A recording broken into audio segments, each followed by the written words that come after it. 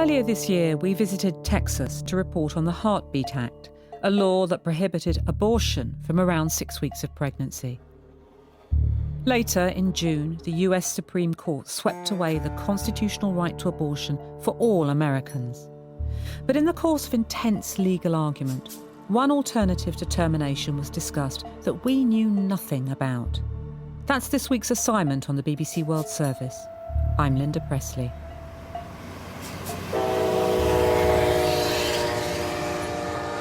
It's November 2021. Arizona, where the railway wends its way across one of this southern state's vast plains. A young woman who spent 9 months in complete denial pulls over in her car. We'll call her Michelle. I was actually driving around when I went into labor with her. I was out in the middle of nowhere, so I had her in my car by myself, and it was dark outside. It was like pitch black because it's winter. So what time was this? She was born at 8:45 p.m. In the evening? In the evening. And so delivering her in the car, what was that like? At the time, it was scary, and I wasn't sure what was going to happen. I remember just praying and hoping that I was going to be okay and that she was going to be okay. I was calling out for my mom. I wanted my mom. But when you gave birth, your oldest daughter was in the back of the car? Mm-hmm. Yeah, she slept through the whole thing. Believe it or not, she slept through the whole thing. Yeah. Michelle had lived this, her second pregnancy, in a state of terrified anxiety. I didn't tell anybody. I kept it to myself. But you didn't tell anyone for the whole time you were pregnant? No, I didn't tell anybody at all. Because my oldest daughter's dad and I were in a situation where we were not getting along. Things were really, really bad between us, and I just wasn't sure what to do. I was scared more than anything, in fear of my life and fear of her life because of the oldest dad. In Michelle's circumstances, frightened, separated from the father of her older child, and then no longer dating her new baby's father, she could see only one option. I had a really thick blanket that I wrapped her in, and I just held her while I drove. I drove quite fast. Michelle was heading for her local hospital. She knew that Arizona, like all American states, has a safe haven law. This allows a mother to anonymously surrender a baby at a designated site without risk of prosecution, no questions asked.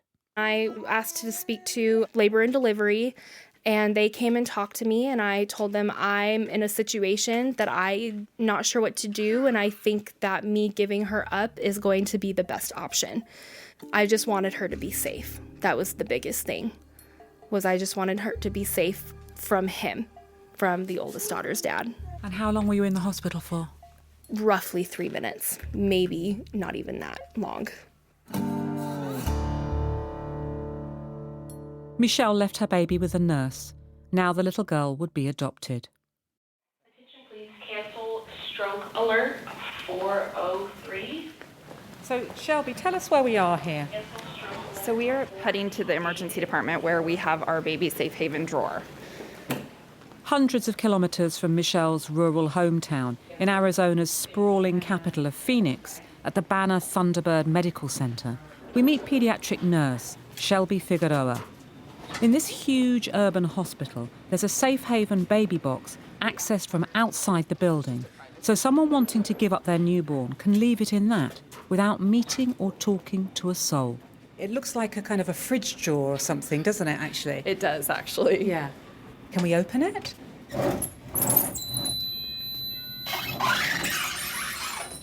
So that is what you'd hear inside the hospital, a kind of a high-pitched sound and the sound of a bell ringing, yeah? Yes.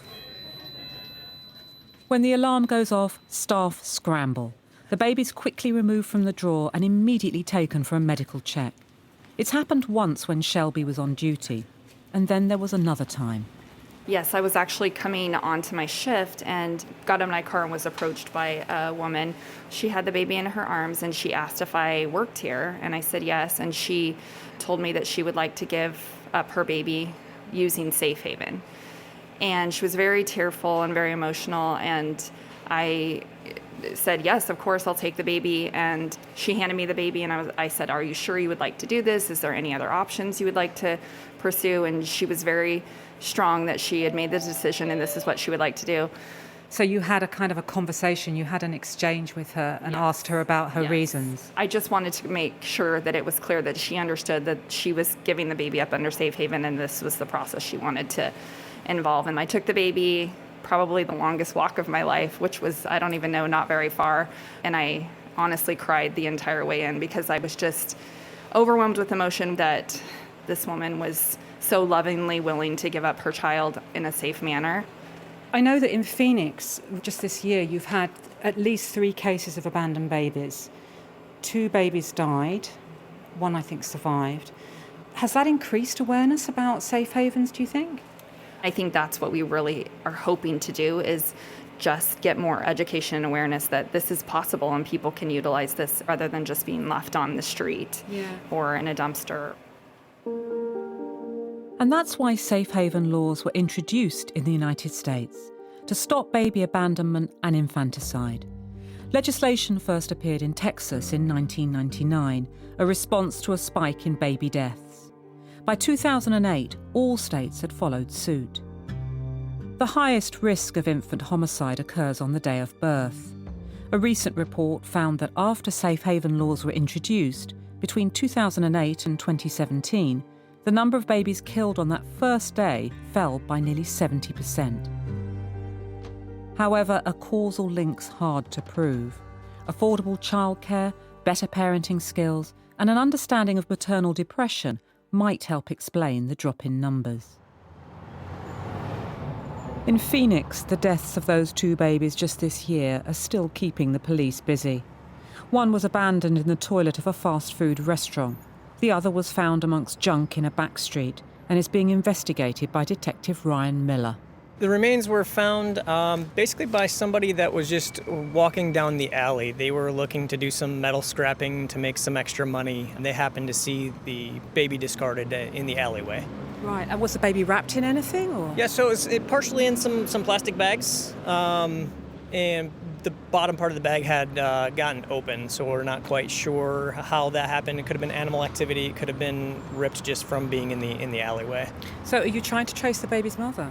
We always will in cases like this. We'll try to. It's kind of needle in a haystack, isn't it? In a case like this? Yeah, it can be. So I hate to say it, but it's a lot of luck in a lot of these cases as far as identifying a parent. In these circumstances, if a parent is identified, they'll probably face prosecution. For safe haven babies, as long as the child is unharmed, the criminal justice system will not be involved. It's estimated that across the United States, more than 4,500 babies have been surrendered anonymously since 1999. In Arizona, the Department for Child Safety reports that 14 infants have been relinquished under safe haven laws in the last 5 years. At a huge sports complex on the edge of the city of Mesa, a skinny man dressed as Uncle Sam whizzes around on a Segway. Thousands queue patiently under a punishing sun, waiting to hear a speech from the former president, Donald Trump. Arizona's critical in the forthcoming midterm elections. And since the Supreme Court overturned Roe v. Wade, which guaranteed the right to abortion, this has become a top issue for voters in the state. Anti-abortion lobby groups have long argued that safe haven laws eliminate the need for abortion.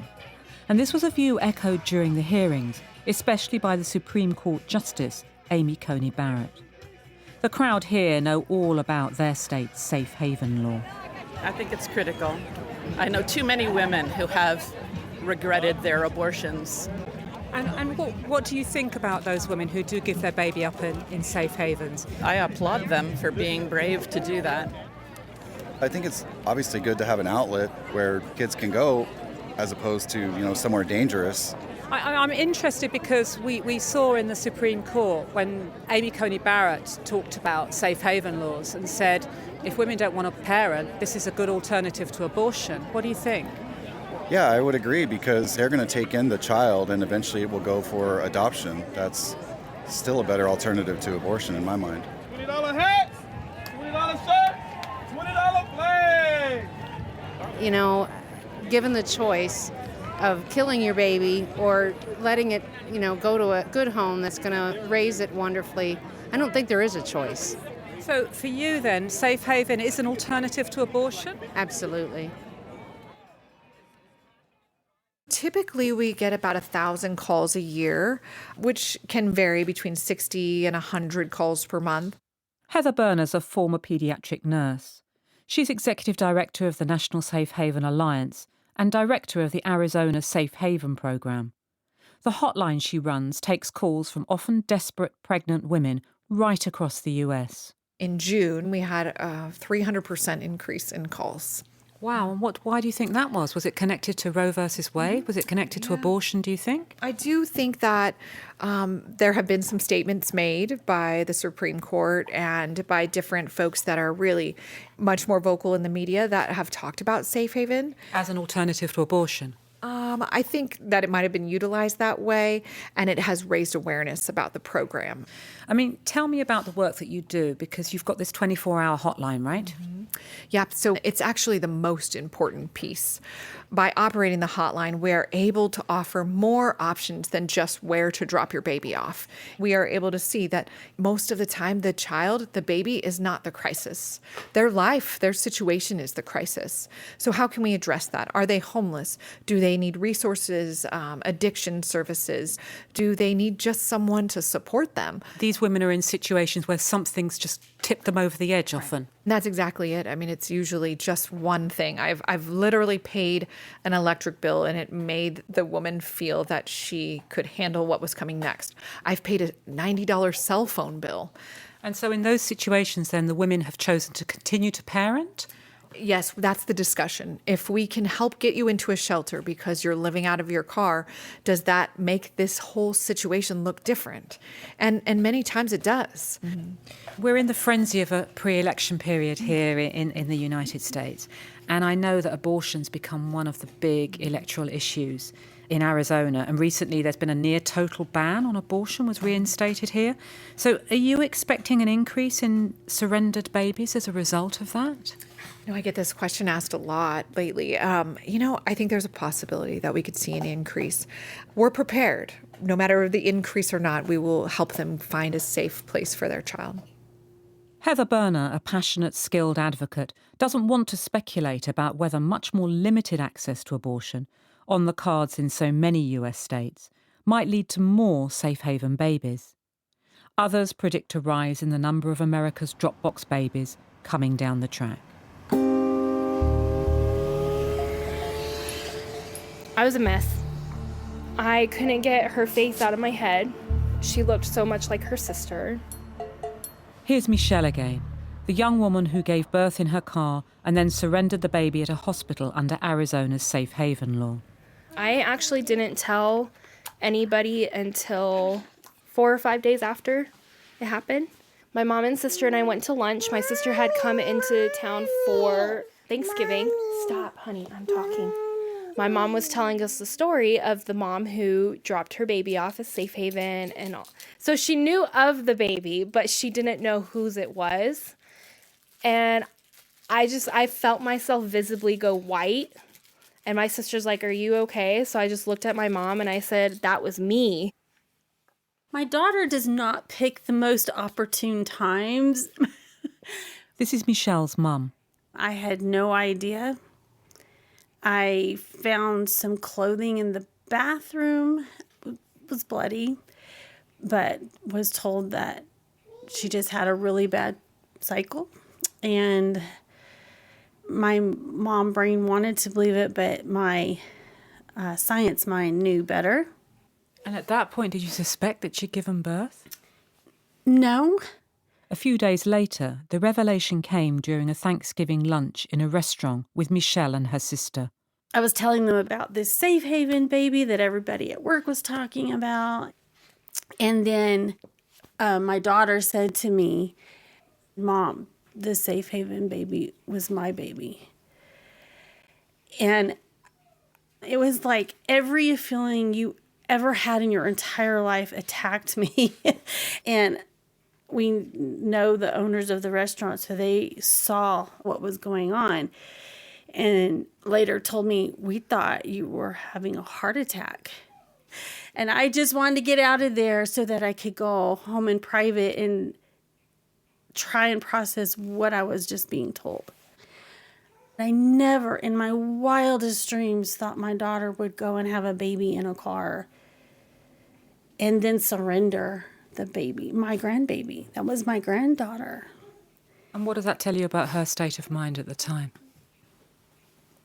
It ripped my heart out that my daughter was so scared.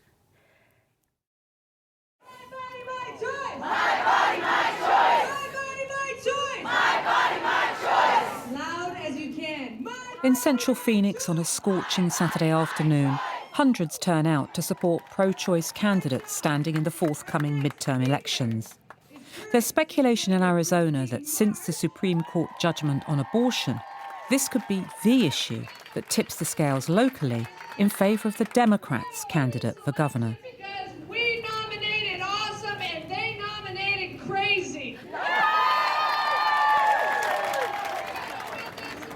There's a woman here holding up a sign that said, "My arm's tired from holding this sign since the 1970s. She's got that in her left hand, and in the other hand, she's got the old feminist symbol, a circle and a cross underneath. Because women's rights are under attack, so what do? Stand up, fight back. Women's rights are under attack, what do? Stand up, fight back. Somebody else holding a sign with tinsel on it, "I will protect the rights of my daughters and my granddaughters." And then a joke about the Republican Party. Let's talk about the elephant in the womb. Hi there.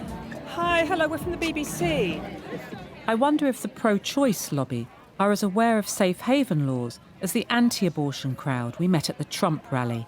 So I'm a mom to a beautiful 7-year-old, but he will be my only child, and I do not want to carry another child. But if a woman just decides that actually parenting isn't for her, those anti-abortion advocates would say, so we can get rid of abortion laws in the United States and Arizona. No, it's definitely a right that's necessary for all people. So people who talk about safe havens as an alternative? That's ridiculous. No, that's not an option. They say no choice, we say pro-choice. They say no choice, we say pro-choice. What have you got there? I got brownies with some sprinkles on some of them. Did you make those? Fantastic. What's in this brownie? So this one is vanilla and these kind of sprinkles. This one has chocolate. This is Porter Olson. He's 11 and likes cooking, gardening and camping. Porter was a safe haven baby. Soon after he was given up, anonymously, he joined Nicole and Michael and their son in a western suburb of Phoenix.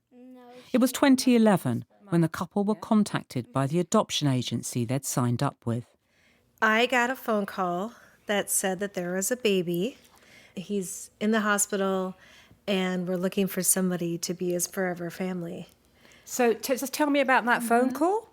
Well, my husband actually got the original phone call. So I got the phone call and they said that we had a baby, and I texted you best day ever, and we ended up talking on the phone. You texted Nicole best day ever? Yeah, because she's a teacher and I didn't want to interrupt her in the class. And so you were in school? Yeah. What did you do? I called my principal and I said, I need to find out about maternity leave. And she said, "Are you pregnant?" And I said, "No, but I'm getting a baby today." And so then I literally left. Like, I just grabbed my purse and left my class and met my husband. And then they got my brother and then they went to go pick me up. So that day we didn't know we were going to be parents. Like, we did not know there was a baby that morning, right? Our whole lives changed in one day. And so you woke up in the morning and you've got one child? Yeah. Yep. You go to bed that evening? We had two. You've got two? Yes. I don't even know when we drove out if we knew if it was a boy or a girl, honestly. I don't remember that we knew it was a boy or a girl, just that we had a baby. There was just, there was a baby, right? So what are the main differences of a regular adoption and getting a beautiful child within 6 hours or something? So it happened quick. the way we were set up with our adoption agency is we put a pamphlet or a booklet together for a potential mother to pick us, and then we kind of go through the pregnancy sort of with them. So that's mostly how adoptions work, right? They're kind of open adoptions, so the birth mother knows who the family are going to be. Yep. And then the other part of that is just there's no history that we're aware of with him, so we learn as we go. Right. With a safe baby haven baby, you have no background information. But that part actually didn't really bother me very much. I found that being a mother to a biological child or an adoptive child, to me, is very similar. So I never really minded we don't have much background as far as his history. I just figured like we would grow together and figure that part out. Even so, Nicole felt it might be useful for the family and for Porter himself to have a bit more information about his origins. So one day she was going to get a DNA test, and whatever I was, she was going to celebrate that we got the test. The doctor came to talk to her, and she said, "Congratulations, you get to celebrate everything." So you've got lots of different DNA. What kind of DNA have you got? I don't know all of them. I'm pretty sure there's a lot, though. Mum's got it on her phone. Porter's DNA results. Here we go. I'm European, Indigenous American, Sub-Saharan African, and East Asian. So really a true blend. Yeah, and what we were hoping was really just to be able to celebrate your cultures, but you were everything, so we just celebrate everything now. What we decided was the most important thing was that you are an Olsen. What does Olsen mean? It means never give up. And that is really who you are. He's the most determined kid I have ever met. So right from the start, you're an Olsen. There is no mechanism for Porter to find out more about his birth parents. That's why adult adoptees have been critical of safe haven programmes, that they don't respect a child's right to know where they came from. The whole point of these laws is that the process is anonymous. A parent dropping off a child might be asked for medical and family history, but they're under no obligation to give it. Other critics of safe haven laws say they don't address the social or economic injustices that might compel someone to abandon a baby in the first place. And what happens if a woman changes her mind? Can Sissy have some? In researching assignment, we heard of a tiny number of cases in the United States where a mother got her baby back. Remember Michelle, the young woman who left her newborn at the local hospital? There was so much guilt. Because then what if she came looking for me one day when she was older and wanted to know, why didn't she want me? And I did want her. It's like I said, it's not that I didn't want her. I wanted her. I just wanted to keep her safe. So Michelle picked up the phone. It was almost 72 hours after I had the baby. I called Safe Haven, and then Heather got on the line, and I think Heather and I spoke on the phone for about 2 hours. We met Heather Berner of Arizona's Safe Haven program earlier. I was able to advocate for her in a very small, minor way. I really just was there to support her and letting her know this is going to be a difficult process. And what made the difference then, do you think, in her case? Why was she able to get her baby back? I think because she decided within a couple of days. And then I think that she got very lucky with the adoptive family. They said they would give the baby back. So had they said, no, absolutely not, then I think the biological mother would have been in a much more difficult situation. So if the adoptive family had said, no way, we're not giving up this baby, there's a possibility that she would never have seen that baby again. I don't know that that's true. I just think the fight would have been much harder because there's no process in place for Arizona.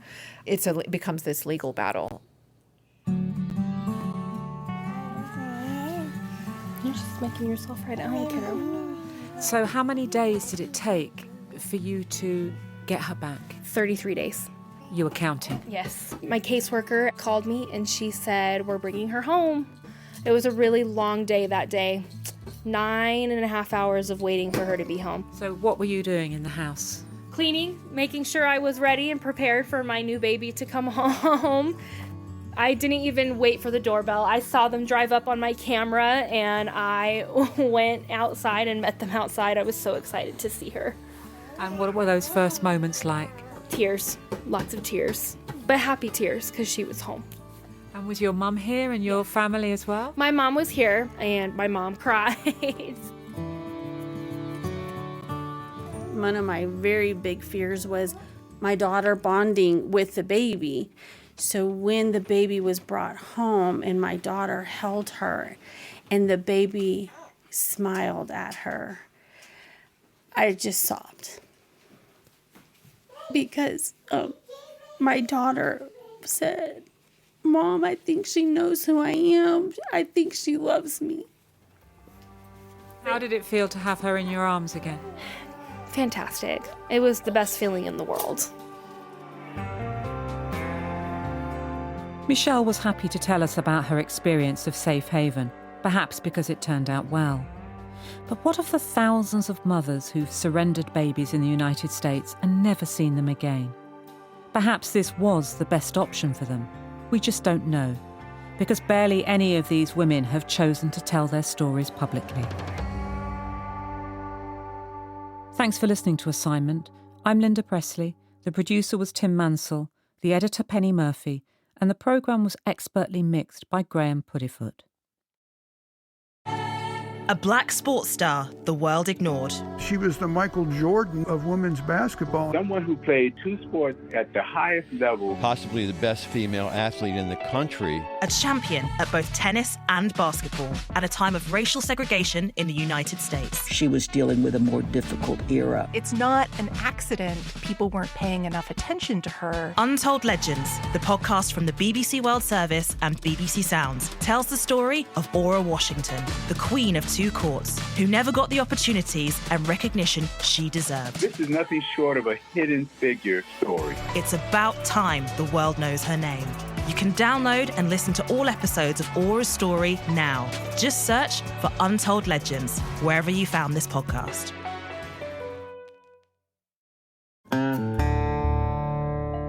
Earlier this year, we visited Texas to report on the Heartbeat Act, a law that prohibited abortion from around 6 weeks of pregnancy.